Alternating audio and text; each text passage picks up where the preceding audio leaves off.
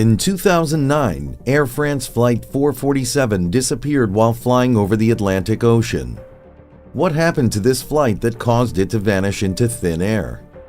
Welcome to our video today, where we'll be discussing the tragic story of Air France Flight 447. The incident shocked the aviation industry and left many unanswered questions for the families of the 228 passengers and crew members on board.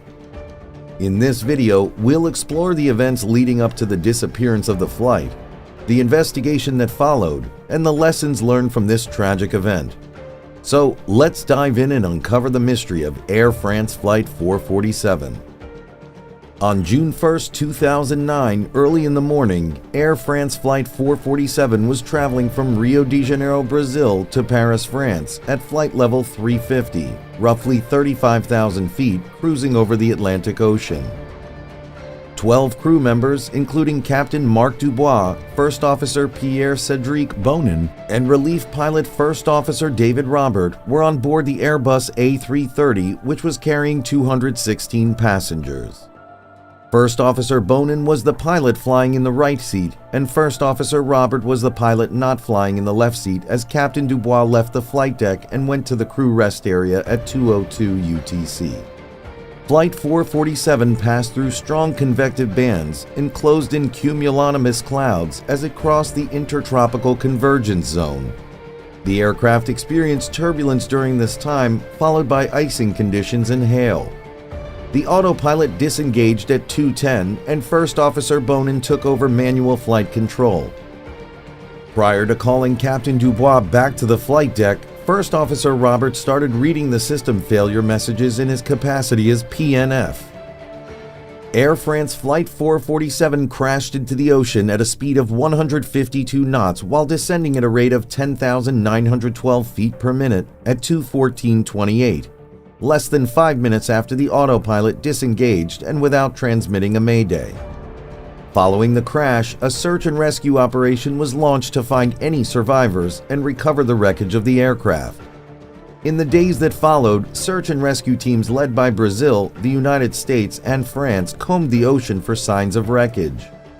On June 7, rescue teams recovered the vertical stabilizer from the Air France Airbus A330. The images shook the world. Although 50 bodies had been recovered, along with 640 pieces of floating debris related to the aircraft, the families of the victims, investigators, and the rest of the world would have to wait nearly 2 years before the wreckage was discovered. The investigation into the crash was one of the most extensive and complex in aviation history, involving French, Brazilian, and U.S. authorities. Flight 447's final resting place was discovered on April 3, 2011, at a depth of 3,980 meters. Both black boxes had been discovered by May 2nd and were being analyzed by the BEA, France's air safety agency. The final report, released in 2012, concluded that the aircraft entered a stall as a result of pilot input and never recovered. As the aircraft encountered icing conditions, the aircraft's 3 pilot tubes, which provide data to the flight deck instruments including airspeed, became temporarily blocked, most likely due to ice crystal formation. The autopilot was turned off at this point.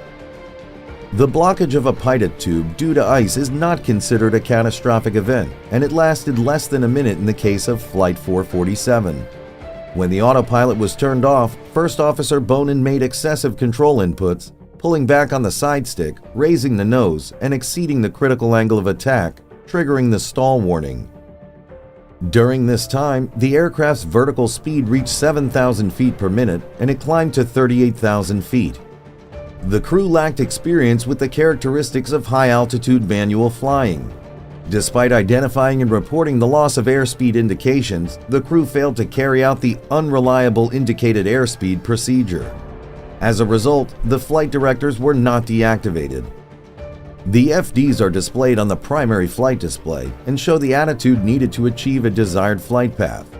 Although it is unknown whether Bonin followed the flight directors, their presence may have influenced the incorrect pitch-up input in this case. During a stall, the wing's critical angle of attack is exceeded, resulting in a loss of lift. Lowering the nose reduces the angle of attack and restores lift during stall recovery. Bonin's reaction as PF was the inverse. He continued to pitch the nose up, deepening the stall.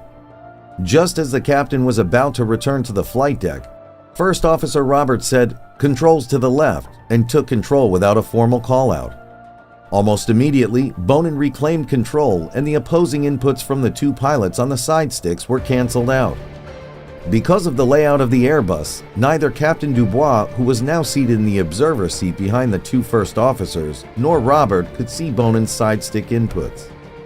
It was only at 2:13 and 39 hours, 49 seconds before impact, when First Officer Robert stated, "Climb, climb, climb," and Bonin replied, "But I've been max nose up for a while," that Captain Dubois started to realize what was happening and shouted, "No, no, no, don't climb." First Officer Robert told Bonin to let go of the controls, but as they passed 2,000 feet, the ground proximity warning system began continuously sounding "pull up," sensing the ocean below, and Bonin again pulled maximum back deflection on the side stick, increasing the angle of attack. Investigators discovered that the pilots never mentioned the stall buffet or the stall warning, which sounded continuously for 54 seconds at one point. Unfortunately, the crew never realized they were stalling and as a result never used the stall recovery maneuver. Air France 447 remained stalled for the duration of its 3-minute and 30-second descent until it collided with the ocean. The final report stated that the flight crew's environmental stressors, as well as the startle factor, multiple visual prompts, and oral warnings meant that the possibility that they did not hear the stall warning could not be ruled out. Finally, the report shed light on the flight deck's poor crew resource management, CRM. The crew gradually destructured and coordination broke down to the point where total situational awareness was lost. The crash remains the deadliest in Air France history, as well as the deadliest involving an Airbus A330. Since then, much emphasis has been placed on improving pilot training through CRM, upset recovery, and high-altitude manual flying, including stall recovery and alternate loft flight handling. To sum it all up, the loss of Air France Flight 447 remains one of the most tragic aviation disasters in history.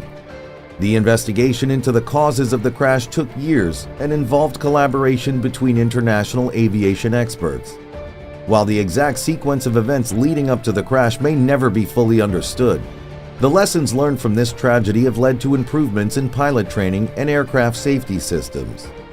It is important to remember and honor the passengers and crew members who lost their lives in this tragic event. Thank you for watching this video about Air France Flight 447. We hope that this information has helped you to understand the events leading up to this tragic aviation disaster. Remember to always prioritize safety and make informed decisions when traveling. Don't forget to subscribe to our channel for more mysterious content, and we'll see you in the next video.